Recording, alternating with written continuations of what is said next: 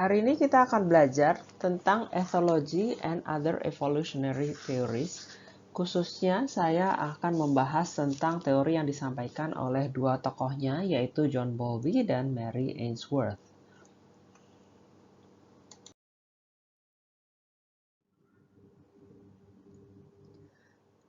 Sebelum kita memasuki teori dari para tokoh, kita akan coba memahami prinsip dasar atau konsep dasar dari ethology ini. Yang pertama adalah specific innate behavior. Jadi artinya adalah bahwa ada perilaku-perilaku yang terdapat pada setiap anggota dari sebuah spesies.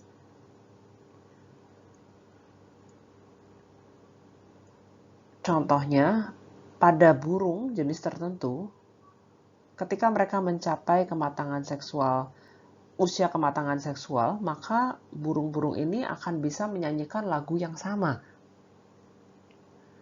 Nah, innate behavior atau perilaku bawaan ini ada dua macam. Ada yang sifatnya refleks dan ada yang sifatnya fixed action pattern.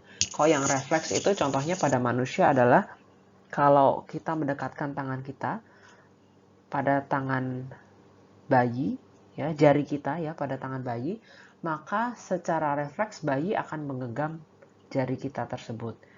Sedangkan kalau fixed action pattern itu adalah pola perilaku yang sedikit lebih rumit karena dia terdiri dari serangkaian perilaku. Contohnya adalah pada laba-laba yang dapat membuat jaring laba-laba, ya. Lalu yang kedua, ada yang disebut sebagai evolutionary perspective.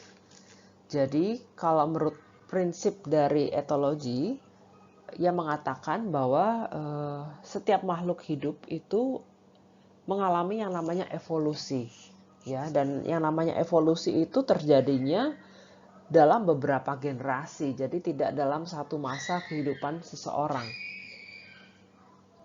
Pada akhirnya tujuan dari evolusi itu sendiri adalah agar spesies dapat beradaptasi untuk keberlangsungan hidupnya.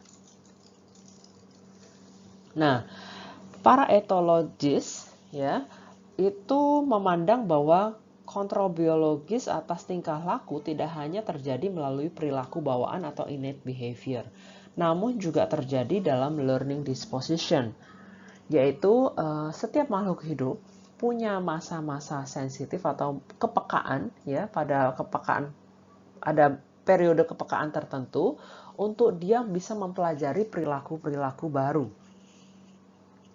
Lalu yang keempat adalah ethological methodology, yaitu cara yang dipakai untuk bisa melakukan pengukuran terhadap teori ini, ya.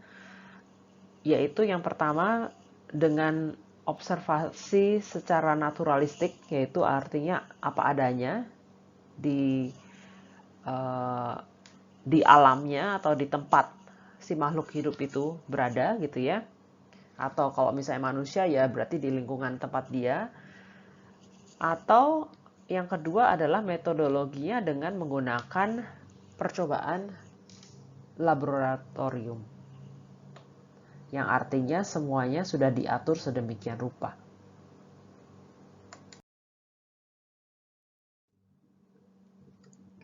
Selanjutnya kita akan coba masuk ke dalam teori Bowlby.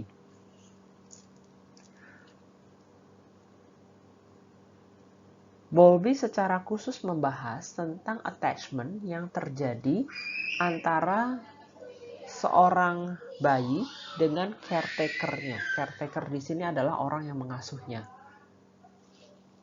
Penelitian dari Bowlby sendiri muncul dengan dilatar belakangi karena pada waktu itu terjadi Perang Dunia Kedua, lalu banyak anak-anak yang terpisah ataupun kehilangan ibunya. Nah, ini memunculkan tanda tanya di benak para ahli pada saat itu, kira-kira apa ya dampaknya dengan mereka kehilangan ibunya. Nah, dari penelitian Bowlby tersebut, ia menyimpulkan bahwa attachment atau keterikatan sosial yang terjadi di awal kehidupan seorang anak dengan pengasuhnya itu sangat penting untuk orang tersebut berkembang secara normal.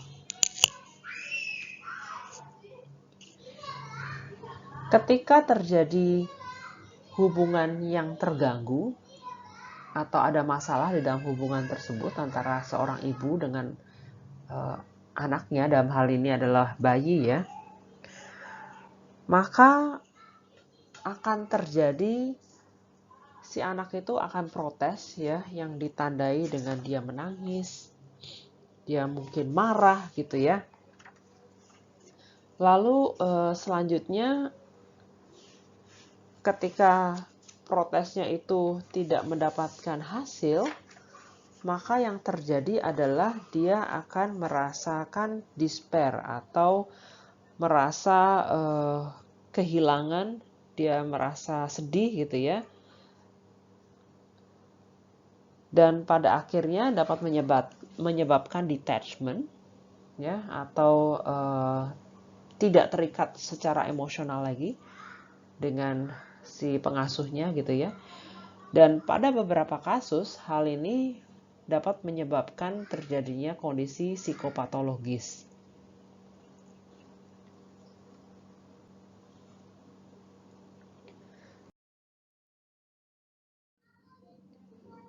Bowlby mengatakan bahwa attachment adalah sesuatu yang sangat penting bagi survival atau keberlangsungan hidup seorang anak ya.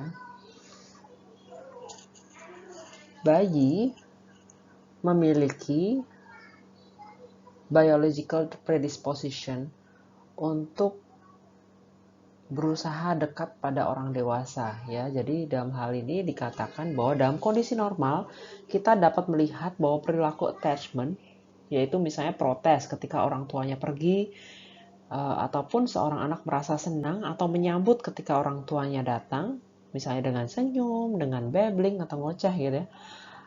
Anak-anak juga mencari figur attachment mereka ketika mereka dalam kondisi tertekan atau stres. Ya, jadi pada dasarnya attachment ini adalah sesuatu yang sifatnya bawaan dan seorang bayi dia punya keinginan untuk bisa menunjukkan attachment pada individu dewasa lainnya yang ada di sekitarnya. Nah, di sini dikatakan juga bahwa biological predisposition ini terwujud dalam bentuk refleks ya, ataupun dalam bentuk signaling mechanism. Jadi contohnya seorang anak itu mampu untuk menangis, untuk ngoceh, untuk tersenyum, itu sifatnya adalah innate atau bawaan ya. Jadi sesuatu yang tidak dipelajari tapi sudah kita bawa sejak kita lahir. Nah, seorang bayi yang pada awalnya berusaha untuk punya attachment dengan orang-orang di sekelilingnya, siapa saja gitu ya yang mengasuh dia gitu ya, lama-kelamaan dia akan semakin spesifik ya. Jadi di usia 6 sampai 9 bulan seorang bayi akan mulai menunjukkan attachment pada orang-orang dewasa tertentu, misalnya kepada ibunya, misalnya kepada ayahnya, kepada pengasuhnya dan lain sebagainya. Penelitian Bowlby juga sebetulnya dilanjutkan atau juga ada seorang temannya, koleganya yang bernama Mary Ainsworth yang mana juga melakukan penelitian tentang attachment, tapi dalam setting laboratorium. Demikianlah penjelasan etologi teoris untuk bagian yang pertama. Terima kasih atas perhatiannya. Selanjutnya silahkan kalian mendengarkan etologi teoris bagian yang kedua. Terima kasih.